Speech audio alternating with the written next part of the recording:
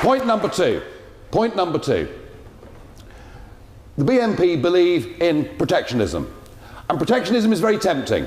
It's very tempting to say, let's build high tariff walls and protect all our own manufacturers in this country. But history shows that if you do that, you fall technologically behind the rest of the world. And the UKIP view is far from being protectionist. We actually feel that the European Union is too small for us.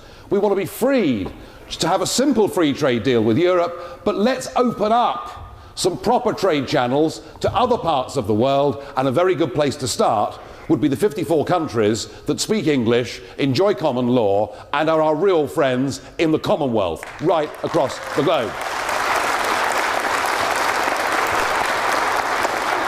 Point number three. The BNP is essentially an authoritarian party that thinks the state needs more power to control our lives. We are a classical liberal party. You know, UKIPers would have been Gladstone supporters in the 19th century. We want the state to butt out of our lives, and we believe we're big enough and ugly enough to make our own minds up what's good for us and what's bad for us. And the last point, and the killer point, is that Article 2 of the BNP Constitution says that you can't be a member of the party unless you come from, I think the word is Anglo-Saxon stroke Caucasian stock, all right? You can't be a member of the party unless that's your background.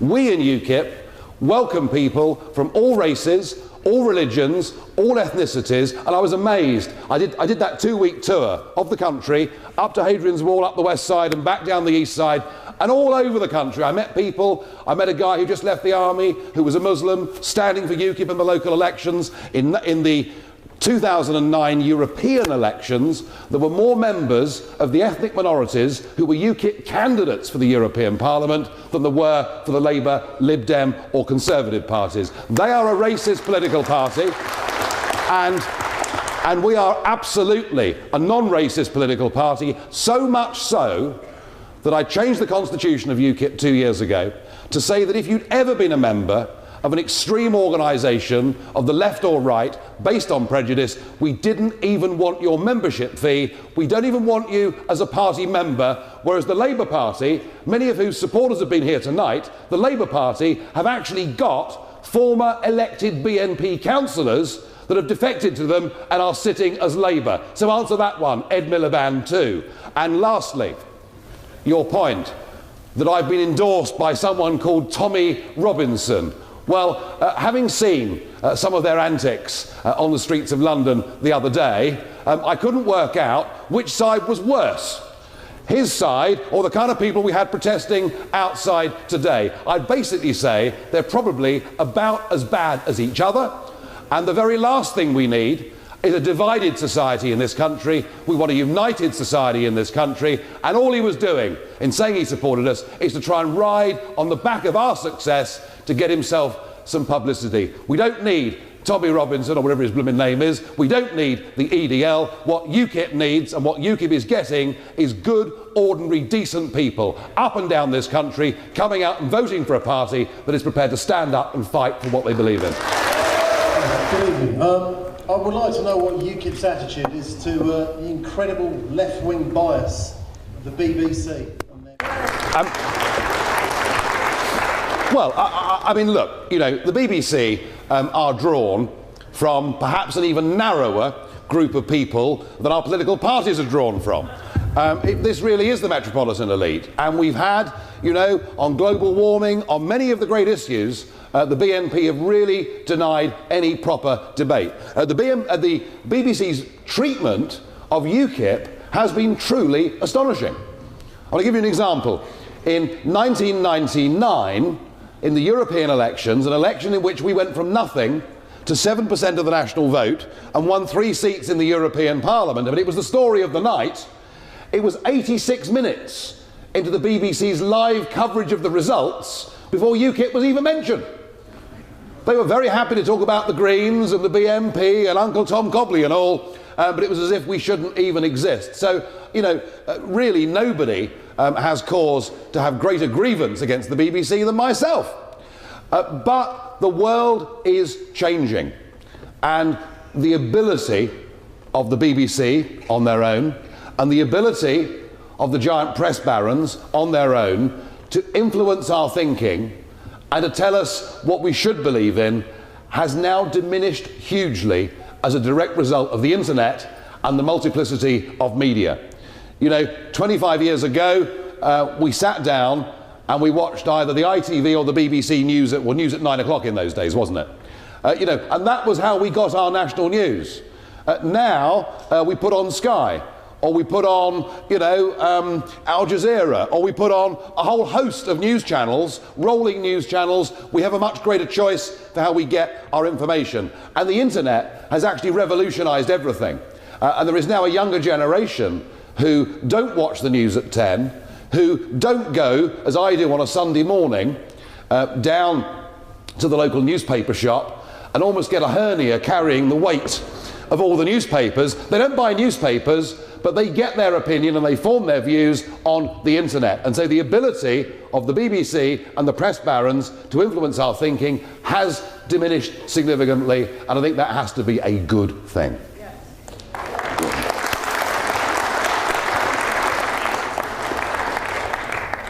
Hi, good evening. Could you please tell me... Where is he? I run an IT company. I've been in IT for over 35 years. And I go to my corporate customers, like Royal Bank of Scotland, and offer my company's services. And they turn around and say to me, no, you're too expensive. We can get our staff in from our India subsidiary using an intra-company transfer visa, and we can also pay lower than the UK going rate, we can avoid national insurance, and we can also do a trick with PAYE. I can't compete. There isn't a level playing field. Can you give me any idea what UKIP might do for me? Well, it's a very, very good question. And it's complicated, isn't it? You know, there are, I mean, clearly, you know, I talked about the Australian answer to immigration earlier on. Clearly, there are some people with exceptional skills that we want to come into this country because they will add something that we may not have. But what you're talking about, sir, isn't the normal, sensible operation of a free market. It is a company being in a position where it's able not to have a level playing field, but to give itself an advantage by employing foreign workers at the direct displacement of British workers. And that, frankly, is a scandal. And it's a scandal not just for those that are being forced out of work. There are also many millions of people who've taken significant pay cuts over the course of the last 10 or 15 years because the result of excessive foreign labour has been to drive down salaries. Now, you know, I'm not a Marxist. I understand that companies need to make profit, but I also understand that it is not an economic benefit to this country if somebody comes in and puts one of our own people directly out of work. That is not an economic benefit to this country, and socially, particularly with youngsters, to have too many young people roaming the streets is a situation that we need to avoid. And therefore, you know, without being protectionist about it, we have to make sure that British-based companies do not give themselves tax advantages, minimum wage advantages over the employment of British-born workers. But we cannot do that all the while we're part of the European Union,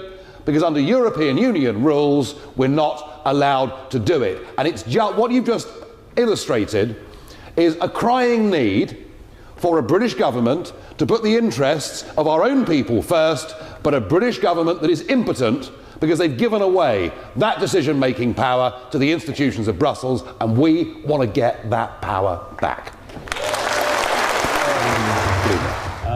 I'd like to change the direction of the argument slightly, because I haven't heard as yet anything from UKIP about the housing crisis, and that is clearly one of the biggest crises that we face in this city. It's a crisis we face all over the country. Now, I used to be representing this town a quarter of a century ago in Conservative Central Office, and I had a hand in formulating the legislation which brought about, quite properly, the sale of council houses. Unfortunately, we were betrayed by not being told that any new housing would be built.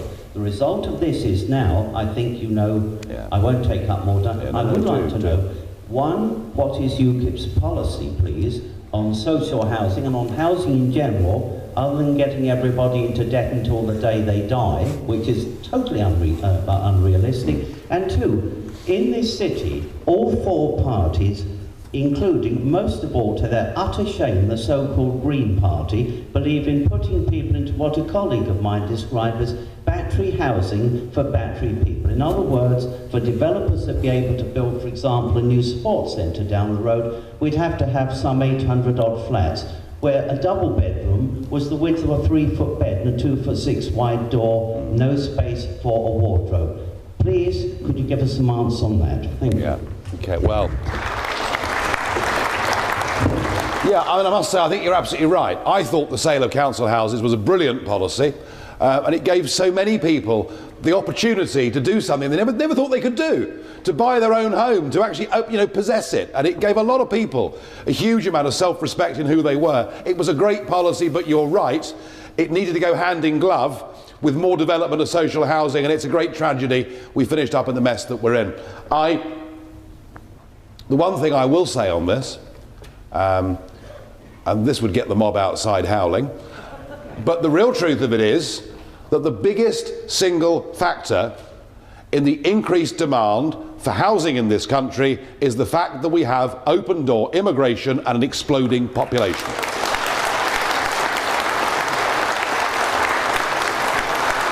That is a simple, common sense, arithmetical truth that when I said it on Question Time a few months ago, the rest of the panel nearly fell off their chairs. You can't say things like that. Well, if they're true, you jolly well ought to say things like that.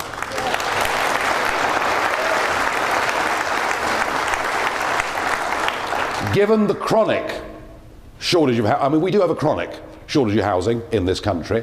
And given, I'm afraid, your point about developers, it appears the developers are very in with this coalition. Very in with this coalition. And of course, as you know, sir, from your background, if you're a developer, you want a nice greenfield site. Because a nice greenfield site is the cheapest place for the developer to develop and sell on properties. If you take a brownfield site, it's harder work. It needs rendering first and making clean and making safe. But I would say this, we do need to build a lot of houses, of that there is no question.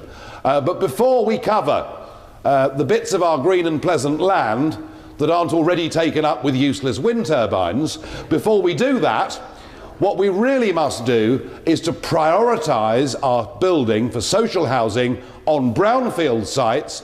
Even though they cost more to develop, there are plenty of brownfield sites in this country. And secondly, and I think, I'd be very interested to get your comment afterwards on this perhaps, the other great housing scandal in this country is there are something like 750,000 reasonable properties, not the little box rooms, reasonable properties that are currently vacant in Britain's towns and cities. And we must focus on brownfield development and empty accommodation. That's a good start.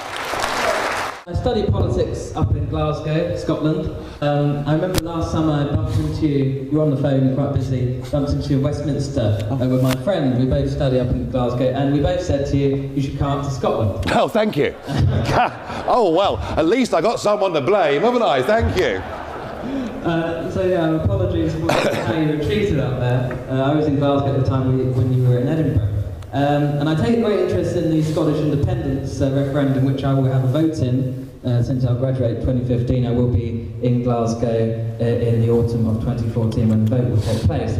And so my question to you is, I feel that UKIP can take a great role in the debate about Scottish independence, and I urge you not to have any reservations of coming up to Scotland again. I would urge you to keep on coming up, and hopefully the hecklers will just quietly shut up. But anyway, I think yes, you should take a greater role in the debate on Scottish independence, and I'll just ask you, what do you think you can contribute, and how you can... Well, thank you, and thank you for the advice. I should visit Scotland, and I won't ask you for any restaurant recommendations. In all seriousness,